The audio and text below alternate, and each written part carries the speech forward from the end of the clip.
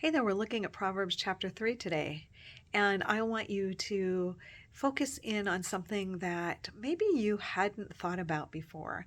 So many times we look at Proverbs 3 and we can quote and we can talk about those verses known as 5 and 6.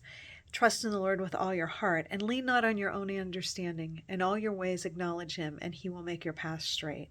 Those are incredible principles for us as believers to live by in our lives and to put into place and into practice on a daily basis.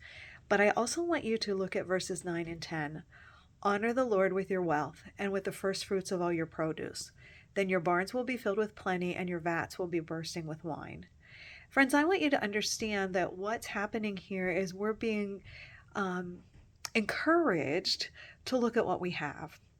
And we are to acknowledge that we need to look at what we have and recognize that God wants us to use what we have in such a way that we can be generous, that we can bless other people, and that we can use it in a right way of living. This also tells us that we are to give the first fruits of our produce.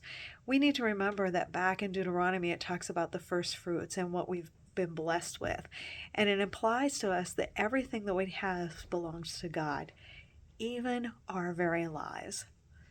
Now, I want you to see that what it describes as the prosperity is part of the blessing of the covenant, but that does not mean in any way that what we give to God has an impact on what we have. It simply implies that we are to honor God with what we've been blessed with in such a way that it can touch the lives of other people.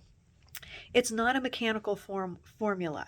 If anything, a mechanical formula, like saying if I give this much, then I'll get this much back, that is not honoring to God at all.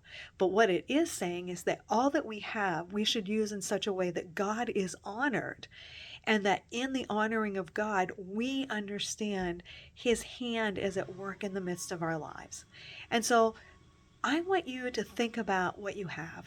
How do you honor God with what you've been blessed with? How do you use what you have, your home, your resources, your time? How do you use what you have in such a way that God is honored and that his name is made known?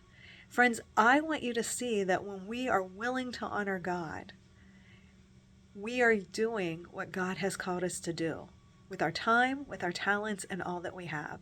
How will you honor God with the very wealth of your life today?